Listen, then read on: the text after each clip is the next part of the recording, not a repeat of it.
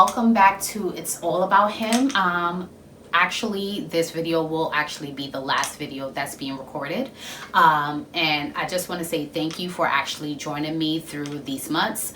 I pray that you were blessed. I pray that you were stretched. I pray that you were challenged. I pray that whatever the Lord needed to give to you, minister to you about, stretch you about, whatever it was, that it was fulfilled. I can still be reached on social media. These videos will be up until he tells me to take it down, maybe for a month or so, but again, it will be going by the leading of the Lord. But this will be the last topic, hence why I'm wearing the shirt, and the topic is actually called, how comes a loving God send folks to hell? So that has been a topic of discussion for decades, that how comes this loving God, I don't believe that God will actually send folks to hell. And I totally agree with you. I totally agree. And you're like, wait, this chick is crazy.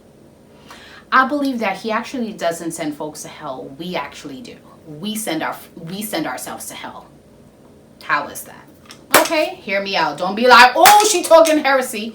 No, let me help you out.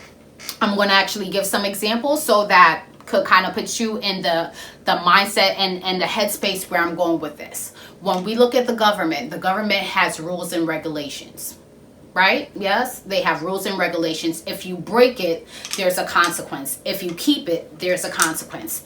With a parental relationship, the parent tells you to do something. There's a consequence to it, whether you choose to obey or not. The same thing with an employee and an employer. And I'll even say, if you are invited to an event, say you're invited to a wedding, you are expected, for those high class weddings, you are expected to RSVP by a certain time. And for those kind of weddings, there tend to be a certain attire. What happens if you don't RSVP and you don't stick to the attire?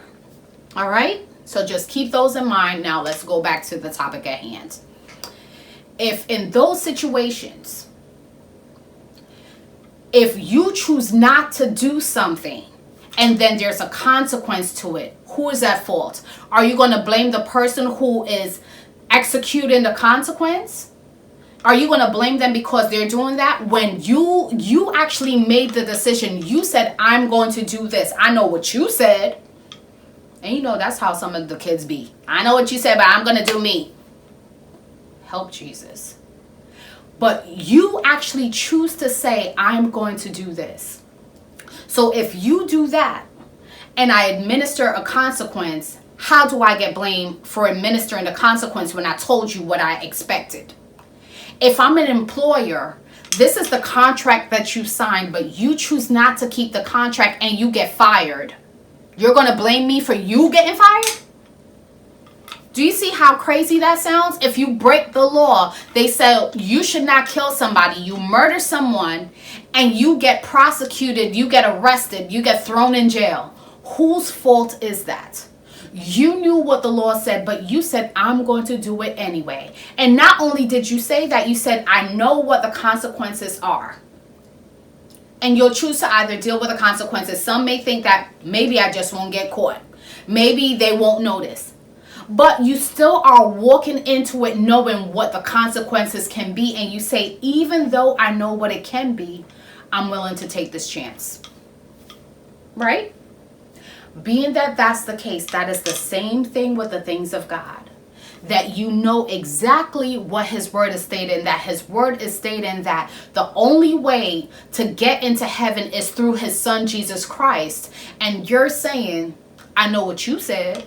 Kind of like a child. I know what you said, but I don't want to do that. I want to do me. I don't think that's the only way to get to heaven. And he's like, okay, there's a consequence. He ain't going to fight you. He's a gentleman. A gentleman will not force themselves on you. So if he says, this is what it is, and you say, I know what you said, but I'm going to do me.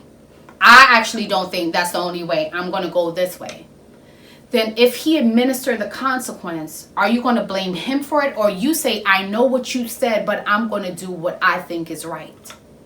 So if he therefore sends you to where you beg to go to, because you're telling him by your actions, I don't want to go to heaven. I don't want to go. You're letting him know flat out, I am not interested. So by you telling him I'm not interested, then you're also telling him I'm cool with going this route. I'm cool with going to hell. I'm cool with it. Just like with the other examples, if you're telling him you're cool with it, wouldn't he be unloving to now force you to go to heaven? Wouldn't he be unloving and unjust to force you to a place that you said, I don't want to go? So he ain't going to force you to go someplace you don't want to go. He's going to say, cool, I will want you to come. I'll do everything. I even gave my son so that you can come, but you choose to say, I'm going to do me. I'm going to go my route. So he's not sending you to hell. You actually say, I want to go to hell because I surely don't want to be with you. So I'm going to wrap this thing up. If that's where you find yourself, I'm asking you to get it right. I'm asking you to get it right. You don't have time. How many people in your life right now that you can say that you grew up with them, but so many of them have passed already? That you were making plans to do such and such next week with your homegirl or what have you, and then you found out that person is no longer here. But yet you're still going to say that you think you got time? And if you're undecided, you've made a decision. Not making a decision is making a decision. You're saying, oh, I don't know. You're making a decision because you're basically saying, I'm still not choosing this. Today is the time for you to get it right. So if you find yourself here, I'm begging you by the mercies of God that you need to cry out to him. With all these series, all the different topics that I've talked about, and why it's called It's All About Him, because regardless of whatever takes place, if it's not about him, then nothing else matters. Your life is important to him. And I pray that you will recognize that after you leave here. This is just a little place that we're kind of cruising through. Real life actually starts after we die.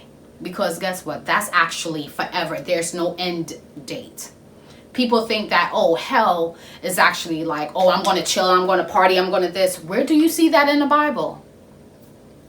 For those who may say, I don't believe the Bible is true. And I say this all the time. If the Bible isn't true and we die and nothing happens, it doesn't matter. But if the Bible happens to be true, and there's only one way to get to heaven, and that's through Jesus Christ, and you choose not to, and being that the Bible talks about in hell, there will be weeping and gnashing of teeth. They're in constant torment every single second. That's what you'll be going to. There is no end date. And I know for those who are Catholics that there's purgatory and you could pray somebody out of hell. That does not exist. It says it's appointed unto man once to die and then the judgment. After you die, that is it. What matters is what you do on this side. Once your eye closes, that's it. So the decision is yours. So I pray that this blessed you. I pray that the Lord will convict you. And conviction for you to really say, you know what, God, I need to get it right. If you need more clarity as to what you need to do in order to get there, just even go back and check out the different topics that I've talked about, because I actually kind of walk you through the different things as to how you can grow in this walk, how you can know the voice of God, just different things like that. So you could check that out. And I really pray that everything was not for naught. But if God needs to do whatever it is to grab your attention, I pray that he'll do that, because that's how concerned he is about your soul. So I really appreciate you guys for rocking with me all these months. I pray that it was a blessing. And thanks again for watching. God bless you.